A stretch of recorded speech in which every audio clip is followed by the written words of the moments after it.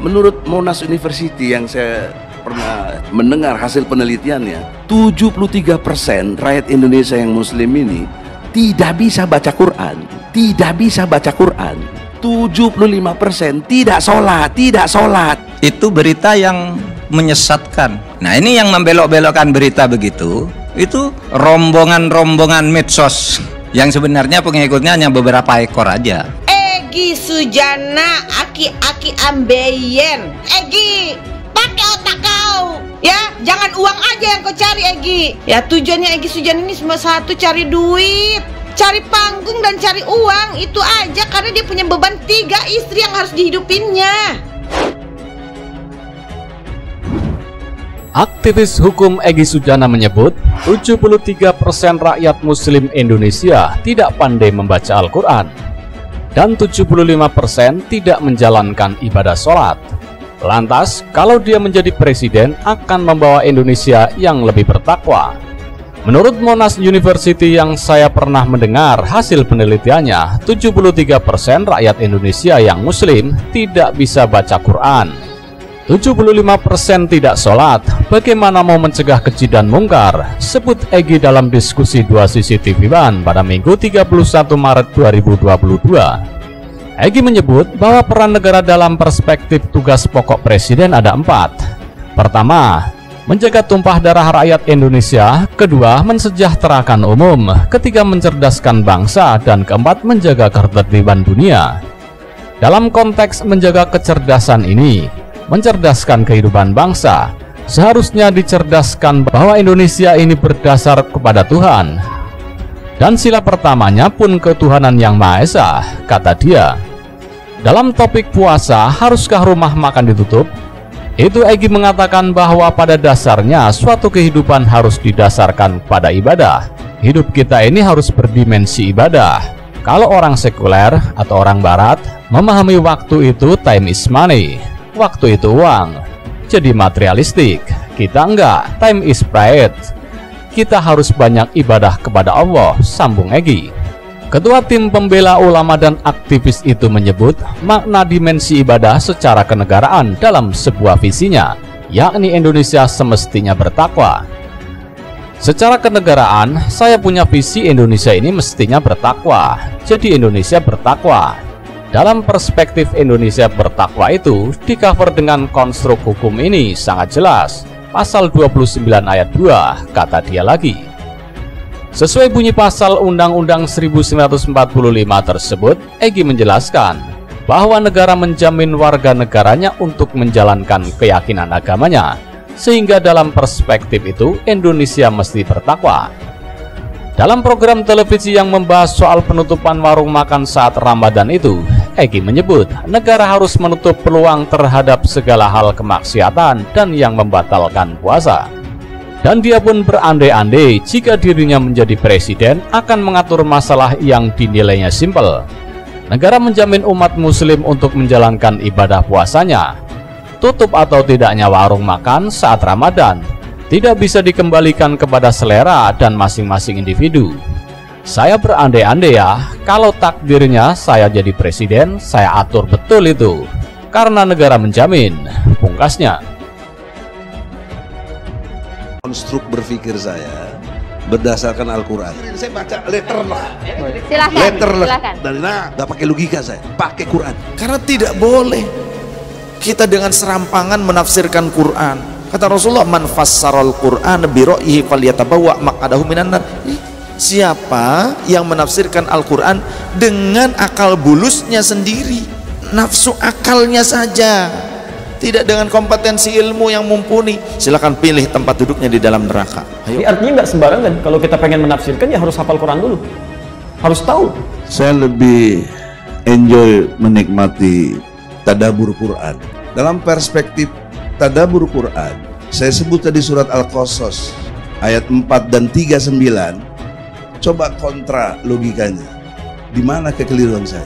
Nggak boleh sembarangan. Terjemahan dianggap tafsir, kemudian menafsirkan sendiri. Nggak boleh. Nggak boleh mengajarkan Quran terjun bebas menurut saya. Memangnya agama menurut kamu enak aja? Baca aja kita masing-masing.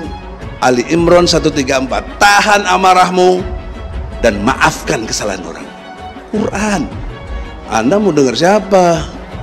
Jangan lebih jago dari Tuhan loh. Bahaya sekali nafsirkan Quran tanpa ilmu, sampai ada ancaman man fassarul Quran bi ra'yihi falyatabawa maq'adahu. Nah, orang menafsirkan Quran dengan semaunya sendiri maka sama juga pesan satu tiket di neraka. Konstruk berpikir saya berdasarkan Al-Quran. Saya baca letter lah. Silakan. Letter lah. Silakan. Dan nggak pakai logika saya, pakai Quran.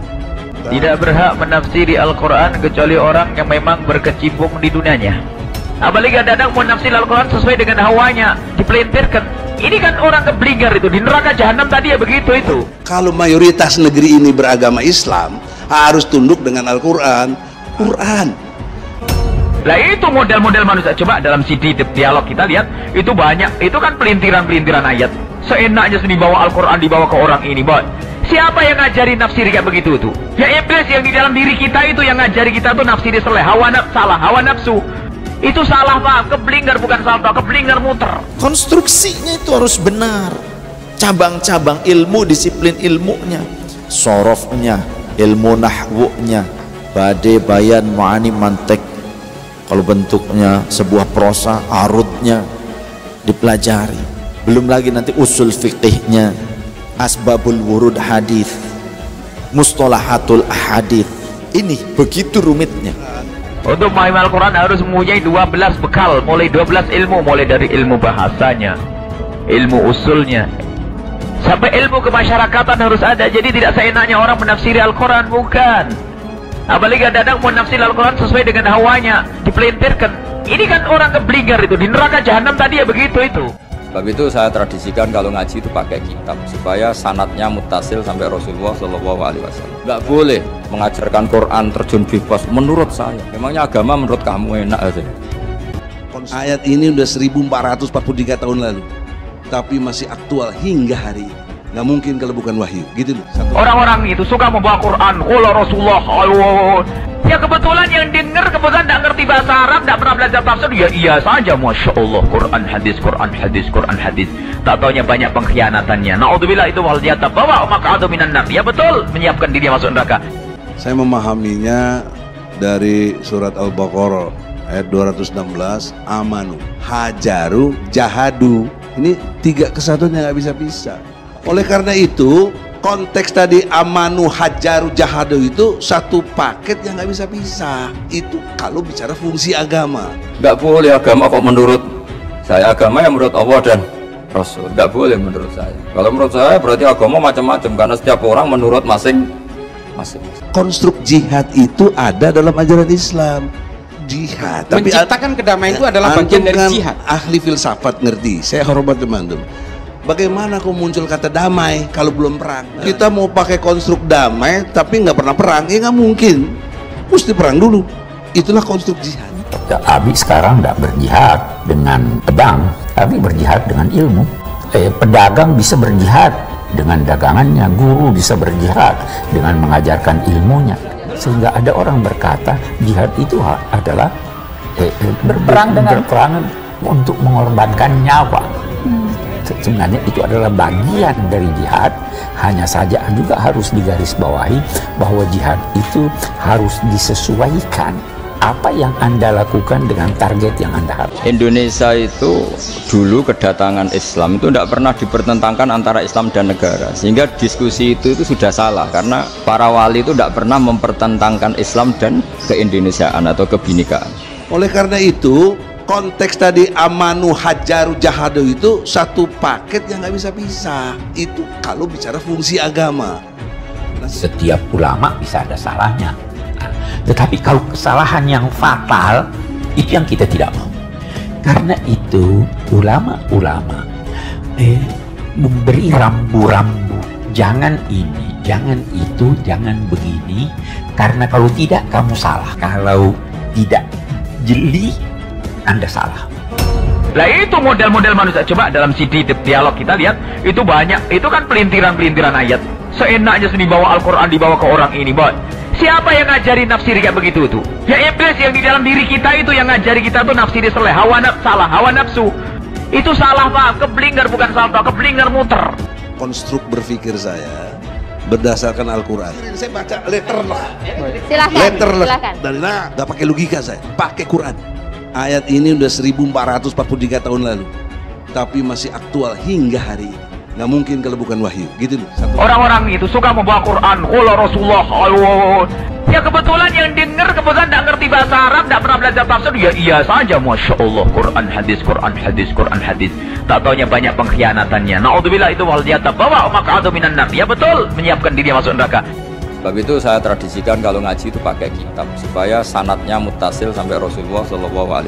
Nggak boleh mengajarkan Quran terjun bebas menurut saya. Memangnya agama menurut kamu enak aja?